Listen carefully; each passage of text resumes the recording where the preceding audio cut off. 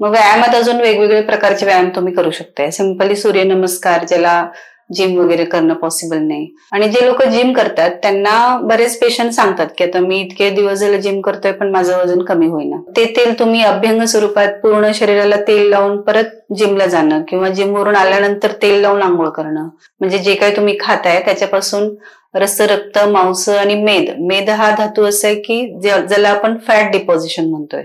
Normal ज्या काही 4-5 गोष्टी मी तुम्हाला सांगते की ज्या तुम्ही खाऊ शकताय आणि तुमचं वजन पण कमी होईल आणि वात वाढणार नाही. तळलेले पदार्थ जास्त ऑब्विसली येतात किंवा मसालेदार पदार्थ किंवा चीज, बटर, पनीर यासारख्या ज्या गोष्टी. बरेचसे पेशंट येतात त्यांना नॉर्मलच वाटते की पनीर खाणं काय त्यात हे आहे, म्हणजे पनीर खाल्ल्याने काय होतंय. अगदी रोज दही खाणारे लोक येतात, त्यांना वाटते की दही खाणं तर चांगलंच आहे. एका जागेवर सतत 7-8 तास बसून काम करणं आणि त्यानंतर कुठेतरी जाऊन अर्धा तास व्यायाम करणं हे त्याला बॅलन्स करू शकत नाही.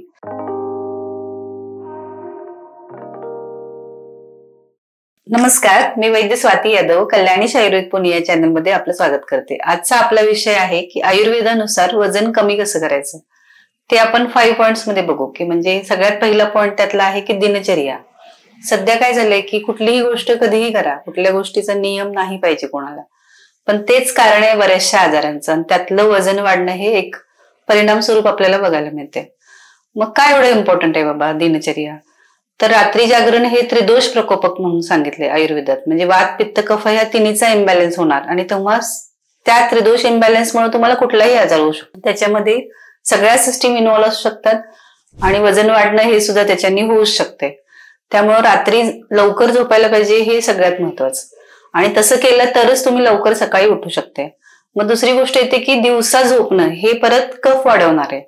म्हणजे कफ वाढला म्हणजे शरीरातला चिकटा वाढणार आणि परत तो मेद साठत राहणार, पुढच्या धातूंचं पोषण नाही होणार.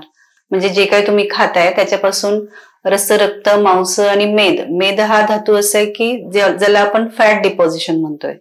ती चरबी ती सगळीकडे साठून राहणार. हे सगळं व्हायला कारण काय आहे की तुम्ही दिवसा झोपताय. दिवसा म्हणजे असं नाही की दुपारी झोपणं, 6 नंतर तुम्ही जे काही झोपताय ते सगळं दिवसा झोपणं ह्या कॅटेगरीतच जाते. त्यानंतर येते की काय खायला पाहिजे. म्हणजे आता असं झालंय की घरातला स्वयंपाक खाण्याविषयी लोकांची नाराजी आहे. मला हे आवडत नाही किंवा हे बाहेरचं जास्त चांगलं लागतंय किंवा हे सहज उपलब्ध होतंय. ह्या हेडिंग खाली बऱ्याचशा चुकीच्या गोष्टी जास्त खाल्ल्या जातात.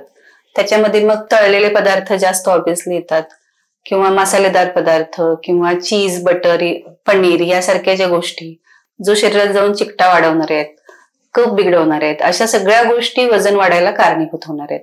बरेचसे पेशंट येतात त्यांना नॉर्मलच वाटते की पनीर खाणं काय त्यात हे आहे, म्हणजे पनीर खाल्ल्याने काय होतंय. अगदी रोज दही खाणारे लोक येतात, त्यांना वाटते की दही खाणं तर चांगलंच आहे, पण तसं नाहीये. दही आत जाऊन तुमच्या चिकटपणा निर्माण करणार आहेत. छोटे छोटे जे चॅनल्स आहेत ते सगळे ब्लॉक करणार आहेत. हे बऱ्याच लोकांना माहितीच नाहीये. म्हणजे दह्याकडे बघण्याचा दृष्टिकोन काय आहे की त्याच्यातनं मला फॅट्स मिळतात, प्रोटीन्स मिळतात, पण ते कसं शरीरात काम करणार हा पूर्णपणे त्याच्याविषयी अज्ञान आहे. त्यामुळे बरेचसे चुकीचे पदार्थ वारंवार खाल्ल्याने परत पुन्हा जाऊन वजन वाढते. मग याच्याविषयीचं नॉलेज आपण गेन करायला पाहिजे की नेमकं कुठला पदार्थ काय करतोय शरीरात. असं सांगितलं जाते कोरडे पदार्थ खा, म्हणजे बिलकुलच तेल नाही खायचं. तसं जर केलं तर आयुर्वेदानुसार वात दोष वाढतोय आणि वात परत सगळं डिस्टर्ब करायला कारणीभूत असतोय. म्हणून तर कितीतरी लोकांचं डायटिंग पॅटर्न्स ते वर्षानुवर्ष फॉलो करतात, एक्सरसाइज करतात, पूर्णपणे अजिबात तेलकट काही नाहीत खात, पण तरीही त्यांचं वजन कमी होत नाही. नॉर्मल ज्या काही 4-5 गोष्टी मी तुम्हाला सांगते की ज्या तुम्ही खाऊ शकताय आणि तुमचं वजन पण कमी होईल आणि वात वाढणार नाही. त्याच्यात समजा तुम्हाला भाकरी खायची आहे तर भाकरी बरोबर तुम्ही लसणाची चटणी, याच्याबरोबर तेल हे कॉम्बिनेशन केलं तर त्याच्यामध्ये एकदम कोरडेपणा येत नाही. म्हणजे मिलेट्स खायचे तर रोज उठून सकाळ संध्याकाळ भाकरीच खा असं करून नाही चालणार. दुसरं म्हणजे दही खायचं असेल तर त्याच्यापेक्षा बेटर ऑप्शन आहे ताक खाऊ शकताय तुम्ही. ताक हे वजन कमी करायला मदत करते, शिवाय ते शरीराच्या अग्नीवर चांगलं काम करते. तुमचं पचन चांगलं होईल आणि त्यामुळे जे काही तुम्ही खाल त्या सगळ्याचं युटिलायझेशन शरीर प्रॉपर करू शकतं. नंतर सातूचं एक इम्पॉर्टंट आहे. म्हणजे नॉर्मली तुम्ही जे गहू खाताय त्याच्यातलं जे आपण काढून टाकतोय ते सातू म्हणून असते. ते जर तुम्ही त्याचं थोडंसं प्रमाणात गव्हामध्ये मिक्स करून त्याची चपाती करून खाल्ली तर ती फार स्निग्ध नाही होत आणि ती मल साफ करायला जास्त मदत करते.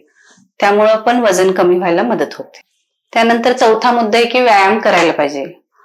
पण बघायला गेलं तर 80% रोल हा तुम्ही जे काय खाताय त्याचा आहे आणि 20% रोल तुम्ही व्यायाम करताय किंवा नाही करत. ह्याच्यामध्ये पण व्यायाम जरी तुम्ही इंटेन्शनली करत नसाल तर तुम्ही जे निष्क्रिय होत आहेत ते टाळलं पाहिजे. म्हणजे कसं की एका जागेवर सतत 7-8 तास बसून काम करणं आणि त्यानंतर कुठेतरी जाऊन अर्धा तास व्यायाम करणं हे त्याला बॅलन्स करू शकत नाही. जर तुम्हाला एका ठिकाणी बसायचंच आहे तर किमान तासाभरानंतर उठून तुम्ही 10 मिनिटं 5 मिनिटं तरी चाललं पाहिजे. तुमचे सगळे सांधे मोकळे झाले पाहिजेत किंवा जेवल्या इमिजिएटली खुर्चीवर बसणं जे होतंय त्याच्यामध्ये आपणाला डिस्टर्बन्स होतोय आणि जे काही पचन होते ते व्यवस्थित होत नाही. मग त्याला वेळ लागतोय आणि भरपूर वेळ घेतल्यामुळं नेक्स्ट मील तुम्ही परत टाइम झालं म्हणून खाणार आणि ते अजीर्णाचं असं सायकल होत राहते. त्याचा परिणाम म्हणून पण मग मेदसंचिती व्हायला चालू होती आणि त्याच्या परिणाम म्हणूनच मग वजन वाढायला लागते. मग व्यायामात अजून वेगवेगळे प्रकारचे व्यायाम तुम्ही करू शकता. सिंपली सूर्यनमस्कार ज्याला जिम वगैरे करणं पॉसिबल नाही किंवा नॉर्मल जी आसनं असतात त्याच्यामध्ये बरीच पोटावरती पडून जी करायची आसनं आहेत, पोटावरती त्याचा भार येऊ शकतोय शरीराचा, अशी आसनं करण्याचा प्रयत्न करायला पाहिजे. आणि जे लोक जिम करतात त्यांना बरेच पेशंट सांगतात की आता मी इतके दिवस झाले जिम करतोय पण माझं वजन कमी होईना. म्हणजे बऱ्याचदा तुम्ही जिम करताय पण आहार तसा घेत नाही. म्हणजे जिम करायच्या अगोदर भरपूर खाऊन जिमला जाणं किंवा जिम करून आल्यानंतर परत दूध केळी असा आहार घेणं, पनीर जास्त प्रमाणात खाणं, बटर खाणं, हे परत तुम्हाला त्रासदायकच होणार आहे. त्यामुळं व्यायाम जरी करत असाल तर आहाराला तेवढाच इम्पॉर्टन्स आहे. आणि व्यायाम करत असताना तुम्ही कोरडा नुसता व्यायाम करणं हे परत वात वाढवते.